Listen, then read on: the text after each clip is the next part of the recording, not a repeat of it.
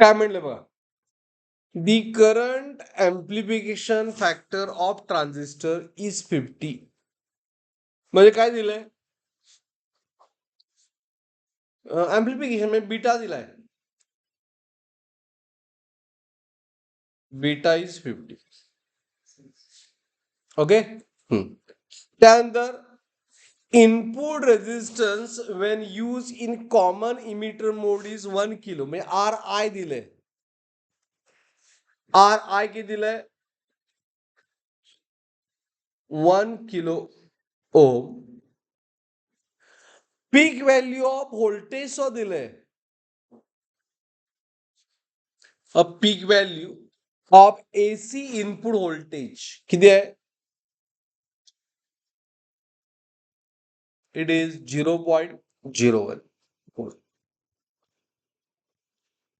0.01 volt. आणि आपल्याला काय फाइंड करायचं आहे,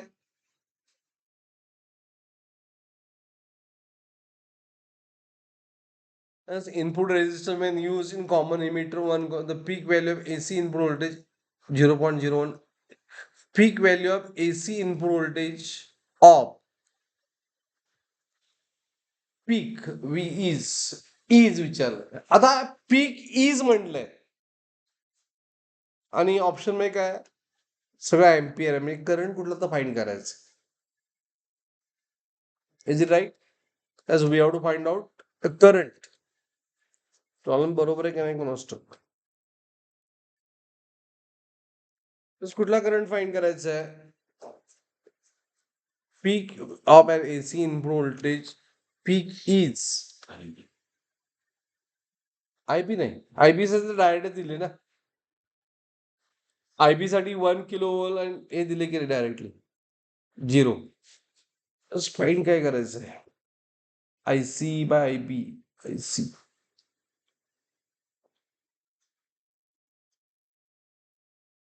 आय सी फाईंड करायला पाहिजे असं वाटतं.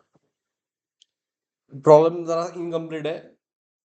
पीक इज 1 चा हा पीक झालाय, peak value of AC input voltage 0.01.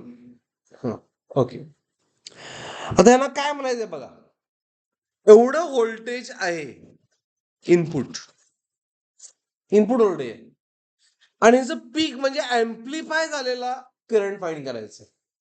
पीक म्हणजे काय, वाढलेलं ना, म्हणजे आपल्याला काय फाइंड करायचं आहे, आयसी फाइंड करायचं.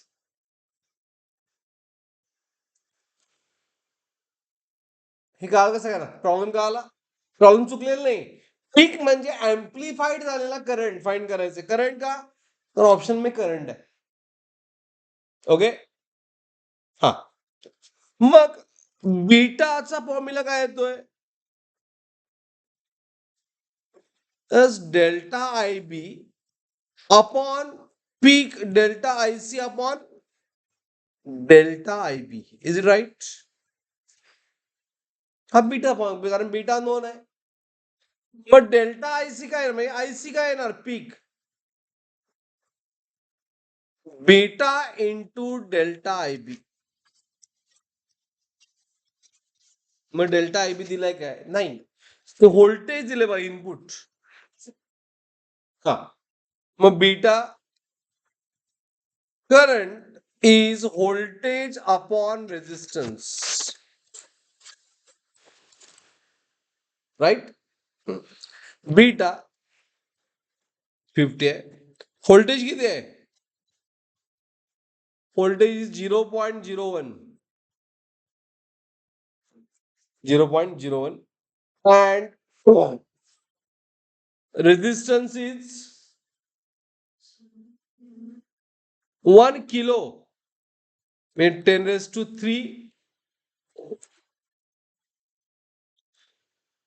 सो 5 वाला एक ऑप्शन आहे डी, डी बरोबर आहे. कॅल्क्युलेशन म्हटला तर इट इज 5 इंटू 10⁻1, 0.01 म्हणजे 10⁻², आणि 10⁻³ म्हणजे 10⁻³ सो हे 50 आहेतच ठेवूया, कारण 500 पाहिजे होतं आपल्याला आन्सर. तर मी 50 आहेतच ठेवलं. 50. सो 50 इंटू 10⁻⁻5 पाहिजे, -6 पाहिजे आपल्याला. -2 -3 -5. सो -6 साठी काय करणार? एक 0 ऍड केलं. 10⁻⁻6 एम्पियर म्हणजेच 500 micro ampere. Nothing but option कुठला आहे? डी. मग तुम्हाला प्रॉब्लेम कळाला काय? प्रॉब्लेम कळाला काय? हे दिलेलं इनपुट तर बरोबर आहे, हे इनपुट व्होल्टेज आहे. पीक व्हॅल्यू ऑफ ॲन म्हणजे एम्प्लिफाय झाल्यानंतर काय तर पीक फाइंड करायचं. मग व्होल्टेज फाइंड करायचं, करंट काय पॉवर? क्वेश्चन काय? करंट. म्हणून करंट फाइंड करायचं. अंडरस्टूड? प्रॉब्लेम चुकलेला आहे, प्रॉब्लेम बरोबरच होता.